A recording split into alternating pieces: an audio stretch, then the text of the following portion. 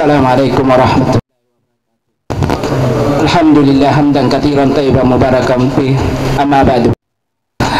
Yang ana mau tanyakan Ustaz adalah ketika misalnya kami kemudian saya menginginkan kurban itu, misalnya saya yang harus potong. Mestinya kalau sendiri mungkin tidak masalah Ustaz, karena bisa kita katakan bahwa ini dari saya dan keluarga saya sebagaimana ucapan Nabi tadi. Dan bagaimana kalau yang banyak orang, sementara saya bagaimana terhadap untuk mewakili yang lain? Kalau memang seperti itu yang harus dilakukan, atau mungkin ada hal-hal yang diucapkan supaya mewakili semuanya. Dalam hal ini ucapan syukran, jazakallahu khairan. Ya, bisa sih. Bismillahirrahmanirrahim. Alhamdulillah wassalatu wassalamu ala Rasulillah. Dalam hewan kita sudah sebut lupa tadi sebutkan bahwasanya hewan yang boleh untuk dikurbankan cuma tiga jenis saja: unta, sapi, dan kambing.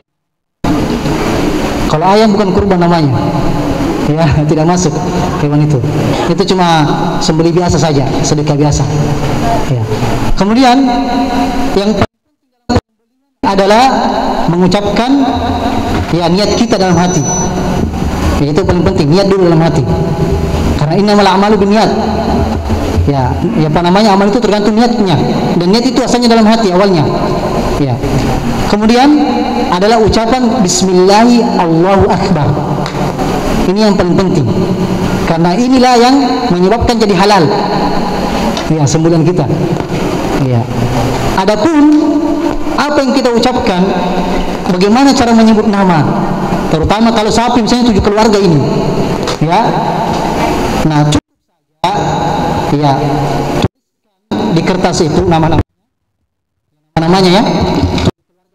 7 orang atas nama ya, 7 orang. Nanti di sampingnya itu yang bacakan, atau kita sendiri baca dulu. Ya, kita yang mau menyembelih kita baca dulu, baca nama-namanya dalam hati bisa, atau bisa disebut dengan dikeraskan suara. Yang penting supaya orang dengar semuanya. Dan mengapa? Itu supaya orang tidak ragu. Ya, sebutkan 7 orang itu termasuk ya. Kemudian kita baca ya Bismillahirrahmanirrahim, taqabbalallahu minna. Ya. Cukup caranya. Ya. Bahkan kalau kita misalnya ya berada di luar daerah, nah kambing kita mau dipotongin atau sapi kita mau dipotong, nah bukan kita mau potong, nah kita sampaikan, Pak tolong niatkan itu untuk saya dan keluarga saya. Cukup dengan sudah mewakilkan seperti itu, maka sudah termasuk namanya. Iya, begitu Pak ya. Jelas ya? Iya. Tapi yang paling penting jangan lupa baca Bismillahirrahmanirrahim itu. Iya, itu yang paling penting. Dan perlu bapak-bapak sekalian berbahagia, kalau bisa, kalau banyak sapi atau kambing itu perlu ganti-ganti, karena terkadang sudah capek, ini bisa bergetar, kemudian capek dan bisa tidak, harus punya stamina. Orang sudah memang biasa, ya. Jangan sampai sudah capek kemudian menyembelih. Ini bisa kalah, ditendang atau dan sebagainya. Nauzubillah min dzalik. Silakan Pak, kasih. Iya. Dari kami sampaikan, katanya silakan mencicipi ala kadarnya. Ya, silakan sambil kita dengarkan sesi tanya jawab. Ya, Assalamualaikum warahmatullahi wabarakatuh. Nama saya dari Pinrang. Yang saya tanyakan, Ustaz tadi katakan bahwasanya kita harus puasa tanggal 9 dan 10. Ya, tanggal 9 ya. Pertanyaan Ustaz, saya meyakini keputusan Saudi, tetapi saya mau Idul Adhanya Indonesia, yang mana saya karena kalau seumpamanya saya yakini yang Arab Saudi, tapi saya sholat Idul Adha Indonesia, berarti saya harus 2 kali puasa, ya kan? Yang mana yang saya harus ikuti, Ustaz? Kemudian yang kedua itu kita ambil, kemudian sepertiga dihadiahkan dan sepertiga untuk fakir miskin di lapangan, atau mana fakir miskin, karena tidak ada takarannya, Pak Ustaz. Tidak ada takarannya. Sekarang dengan forum yang baik ini, tolong diberitahukan kriteria orang fakir miskin, karena rata-rata pakai HP semua. Masya Allah ya. Ada mobilnya, ada motornya juga ya, dikasih. fakir miskin modern ya. Ya, saya kira demikian. Ya, Assalamualaikum. Assalamualaikum warahmatullahi wabarakatuh. Ya. Baik. Baik, kita jawab. Ya. Baik, mohon maaf Pak ya. Ya, mohon maaf. Sebelum saya jawab pertanyaan Bapak, saya juga mau bertanya. Ya. Kita kan dari Saudi itu 5 jam bedanya Pak, 5 jam. Ya. Kalau Saudi, ya, belum sholat asar, apa kita belum sholat asar juga? Iya. Kalau Saudi belum sholat subuh, apa kita belum sholat subuh juga? Padahal sudah masuk waktu subuh dan asar. Nah, ini menjadi logika untuk jawaban Bapak. Bahwasanya, ya, adalah patokan kita. Kenapa beda? Waktu kita beda. Waktu kita beda. Iya. Dan Saudi itu nanti wukuf kan dimulai setelah sholat duhur. Nah, kita di sini sudah berapa jam itu bedanya? Sudah. Ya, bagaimana caranya itu kalau kita menggabungkan? Dan kalau kita berpatokan Arafah, ya wukufnya Arafah, di Arafah. Lalu bagaimana misalnya kalau Allah takdirkan tidak ada wukuf? Seperti di Corona dulu Pak, hampir tidak ada haji. Bahkan dulu tahun-tahun sebelumnya berapa puluh tahun yang lalu, ya tidak ada haji Pak. Kalau Bapak baca sejarah, ya, apa kita tidak berpuasa? Jadi patokannya tanggalnya Pak, sama dengan bulan Ramadan, lihat hilal.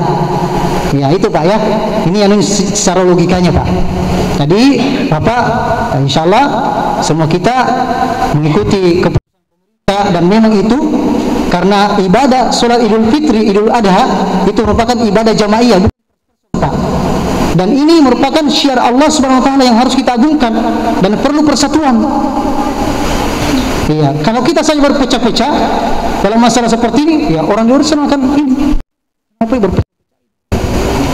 Ya, jadi alhamdulillah sudah diputuskan tanggal 9 Zulhijjah, tanggal bertepatan sama tanggal 9 ini ya. Juli ya, hari Sabtu nih. Hari Sabtu. Ya, kita berpuasa pada hari Sabtu itu insyaallah. Ya, kemudian juga tanggal 10 Lebaran sama-sama insyaallah. Itu Pak ya. Tadi yang kedua masalah apa? Fakir miskin. Kalau kita baca surah Al-Kahfi, ya, disebutkan ammas safinatu fakanat limasakin. Ya, Al-Kahfi disebutkan juga ya. Safina, kapal yang dibocor, perahu yang dibocor oleh Nabi Khidir itu banyak miskin. Jadi tidak menutup kemungkinan orang miskin jadi berhutang, cicili. Iya, betul Pak. Sampai pernah saya di-chat salah seorang ibu-ibu Pak, waktu di zaman corona, kan itu harus belajar online. Ustaz, bolehkah saya pergi cicil HP ini karena harus anakku belajar online ke siang ini, nggak ada HP. Coba bayangkan Pak, ini orang miskin ini. Ya, jadi ada pun secara umumnya Pak, orang miskin adalah dia tidak punya kecukupan dalam sehari, ya, dari penghasilannya Pak. Itu secara umum, ya. Mungkin sehari makan atau dia tidak cukup ketika kali makan misalnya itu fakir miskin. Salah satu di antara apa namanya, begitu Pak ya, itu saya ukurannya kita lihat. Dan kita utamakan Pak, kita utamakan tetangga kita yang miskin, yang betul-betul menjaga sholatnya. Iya. Tapi kalau tidak ada, tidak apa-apa. Yang penting kita tahu sholat kidi. Iya, seperti itu. Iya, karena sebenarnya tidak pantas untuk diberikan sesuatu yang tidak sholat. Iya. Mudah-mudahan bisa kita diberikan hidayah oleh Allah SWT dan berikan hidayah kepada semuanya. Mungkin ada ya, satu lagi dari Ustaz. Ya, silakan. Ya, syukur Ustaz jasa lahir. Ini Ustaz yang mengganjal di kami ini, yang kami banyak dapati di masyarakat, dan kami juga pernah dapati ada kajian seorang Ustaz di salah satu masjid dekat rumah kami.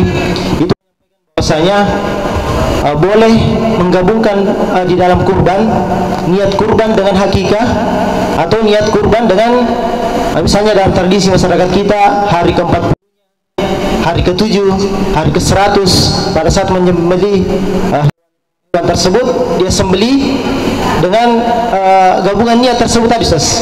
Apakah boleh memang kurban ini digabungkan dengan niat yang lainnya, ibadah-ibadah yang lain seperti hakikah misalnya Ustaz? Syukran jazakallah. Bismillahirrahmanirrahim. Akikah dengan kurban merupakan ibadah yang berbeda. Kenapa kita akikah? Karena syukur atas kelahiran. Ya, adapun kurban bukan karena itu, tapi karena memang kita dari jiwa ini untuk mengikis kebakhilan. Ya, dan walaupun ya, sebagaimana mengatakan boleh sama hewannya kalau tidak bisa akikah pakai sapi, ada mengatakan tidak boleh pakai sapi, harus kambing.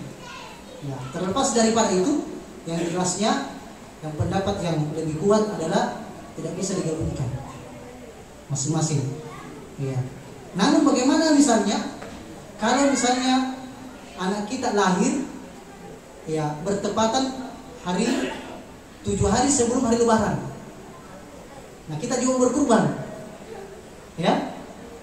Nah, di antara ulama mengatakan ya silakan, ya ada mengatakan tetap masing-masing, ya karena kalau kurban kan hanya waktunya sangat sempit. Nah, silakan dilakukan kurban. Kalau akikah kan bisa hari ke-7 atau hari ke-14-nya. Kalau mampu. Ya, kalau mampu. Nah, seperti itu. Jadi asalnya tidak bisa digabungkan. Allah Ta'ala bermisal. Ini ada pertanyaan dari ibu-ibu. Ya, iya Pak, sekarang Pak. Ya, Ustaz, sempat diberikan terkait dengan kurban mungkin yang kelihatan di masyarakat. Mungkin ada yang bertanya-tanya, saya pernah ditanya kenapa sih sampai yang dikurbankan jantan semua, apa yang lebih abdal ya, daging, kita cerita tentang daging ini. Mungkin ada dalilnya Ustaz, karena selama saya lihat kurban selalu jantan, padahal betina ada yang lebih bagus dagingnya daripada jantan. Malah yang kemarin saya lihat rata-rata 14 juta, ada yang kecil, ada yang gemuk, ada yang tidak. Jadi mungkin pedagang itu hanya sapu rata 2 juta per kalau patungan. Iya. 7 orang berarti 14 juta. Iya, Pak. Ustaz, kalau betina kan murah. Iya. Terima kasih. Iya. Ya, tentunya yang pertama tidak ada pengkhususan mau jantan atau betina, tidak ada. Itu yang pertama. Kemudian yang kedua, mana yang lebih afdol? Yang lebih afdol yang lebih banyak dagingnya. Iya. Mau mahal atau murah, yang paling banyak dagingnya. Mau kita beli murah atau mahal, ya, yang paling banyak dagingnya lebih afdol. Iya, karena banyak bisa dibagi-bagi.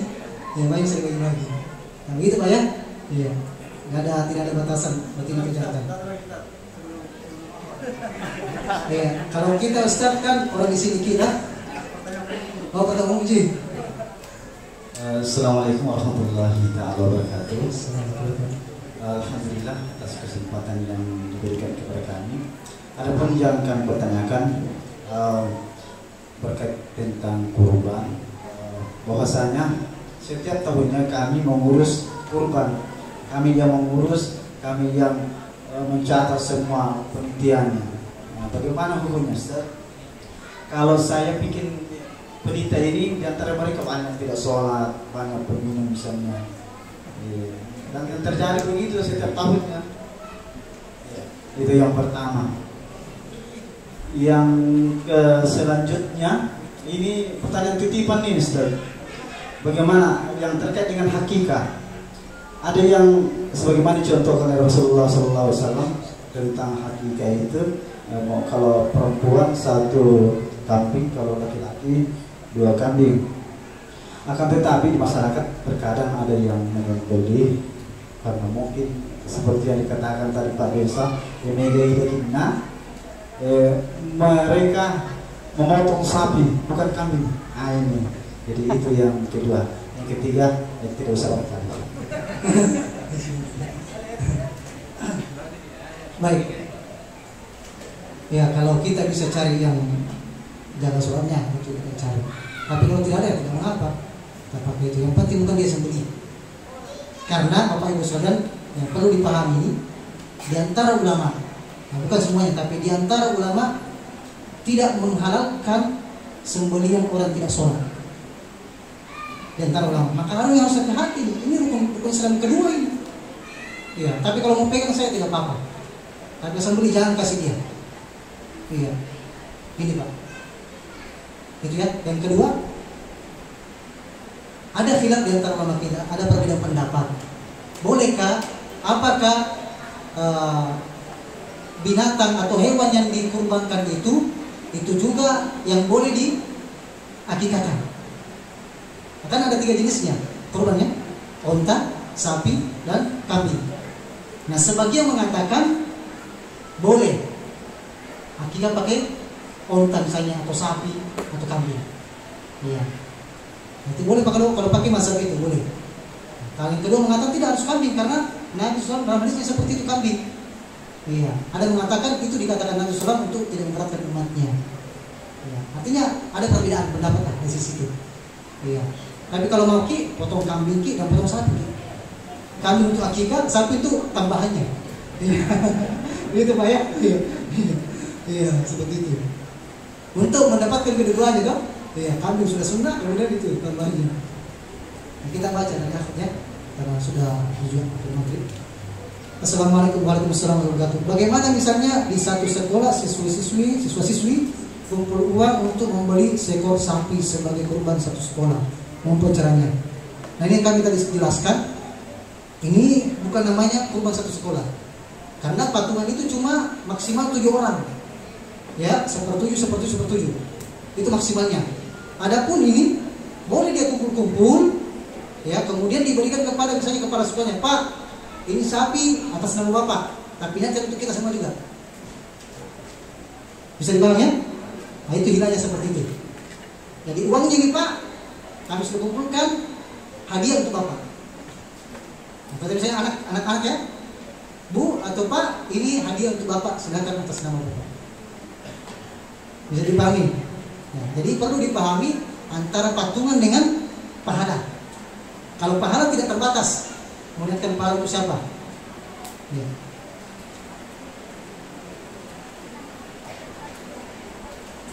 Nah, kemudian 1 ekor sapi dibagi 3. Bagian pertama untuk 7 orang yang berkurban. Bagian kedua untuk masyarakat. Bagian ketiga untuk panitia. Bagaimana Ustaz?